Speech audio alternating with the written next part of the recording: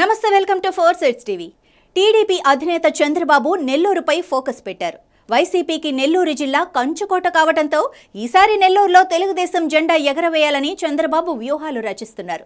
Nellore MP అభ్యర్థిగా విజయసాయిరెడ్డి బరిలో ఉండటంతో ఈ సీటును కైవసం చేసుకుని జగన్కు స్ట్రాంగ్ మెసేజ్ పంపాలని చంద్రబాబు చూస్తున్నారు. సిద్ధం సభలకు ధీటుగా ప్రజాగళం సభలు నిర్వహిస్తూ నెల్లూరులో ప్రచారాన్ని హోరెత్తిస్తున్నారు టీడీపీ అధినేత చంద్రబాబు.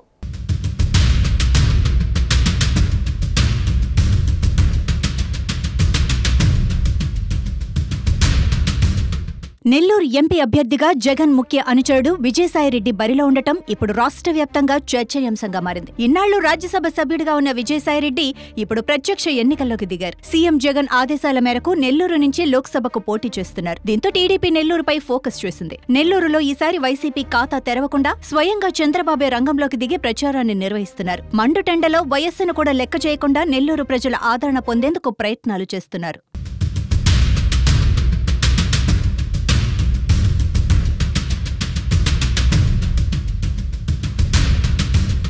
ఇప్పటికే ఉదయగిరి, వెంకటగిరి ప్రాంతాల్లో ప్రజాగళం సభలను టీడీపీ అధినేత నిర్వహించారు. జగన్ సిద్ధం సభలకు ధీటుగా చంద్రబాబు ప్రజాగళం సభలు సాగుతున్నాయి. ఉదయగిరి నియోజకవర్గంలోని వింజామూర్లో చంద్రబాబు సభ నిర్వహించారు. ఈ సభతో టీడీపీ కేడర్లో నయా జోష్ వచ్చింది. రాత్రి అక్కడే బస చేసి మరుసటి రోజు మధ్యాహ్నం వరకు ప్రజలతో చంద్రబాబు మమేకమయ్యారు. చంద్రబాబు పర్యటనతో ఉదయగిరిలో పరిస్థితి మారిపోయినట్లు తెలుస్తోంది. ప్రస్తుతం ఉదయగిరిలో టీడీపీకి సానుకూల పవనాలు వీస్తున్నాయి. గెలిపే లక్ష్యంగా చంద్రబాబు ప్రజాగళం సభలు సాగుతున్నాయి. కింది స్థాయి కార్యకర్తలను కూడా కలుస్తూ వారిలో కొత్త ఉత్తేజాన్ని నింపుతూ చంద్రబాబు ముందుకు సాగుతున్నారు. దీంతో నెల్లూరులో టీడీపీ కేడర్ కూడా మరింత ఉత్సాహంగా పనిచేస్తున్నట్లు తెలుస్తోంది. ప్రజాగళం సభల్లో వ్యక్తిగత దూషణలు తగ్గించి స్థానిక సమస్యలపై చంద్రబాబు ఫోకస్ పెట్టారు. టీడీపీ ప్రభుత్వంలో నెల్లూరులో జరిగిన అభివృద్ధితో పాటు వైసీపీ ప్రభుత్వం వచ్చిన తర్వాత టీడీపీ కార్యకర్తలపై జరిగిన దాడులను చంద్రబాబు ప్రస్తావిస్తున్నారు. ఇటు చంద్రబాబు సతీమణి భువనేశ్వరి కూడా కేడర్లో ఆత్మస్థైర్యాన్ని నింపేందుకు ప్రయత్నిస్తున్నారు.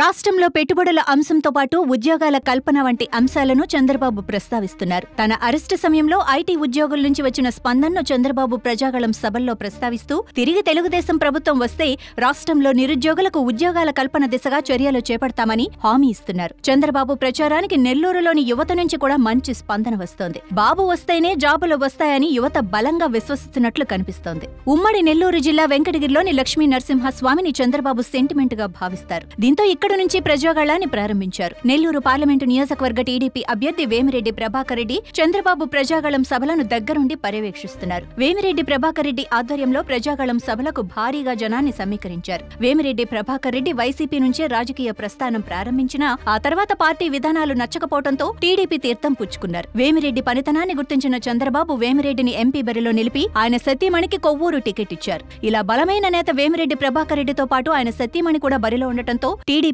వార్ను వన్ సైడ్ చేసినట్లుగా కనిపిస్తోంది.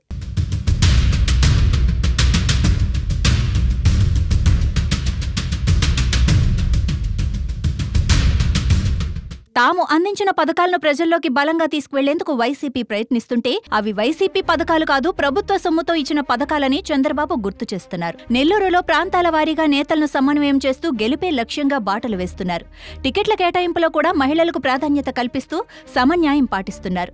ఇలా చంద్రబాబు వ్యూహాలతో నెల్లూరులో ఇప్పుడు అన్ని వర్గాలు టీడీపీకి అనుకూలంగా ఉన్నట్లు తెలుస్తోంది. చంద్రబాబు వ్యూహాలతో ఇప్పుడు నెల్లూరు టీడీపీకి కంచుకోటగా మారింది. వేమిరెడ్డి ప్రభాకర్ రెడ్డిపై విజయసాయిరెడ్డి విజయం సాధించటం అసాధ్యమని నెల్లూరు ప్రజలు అంటున్నారు. మొత్తంగా నెల్లూరులో ఈసారి వైసీపీ జెండా ఎగరటం కష్టంగానే కనిపిస్తోంది.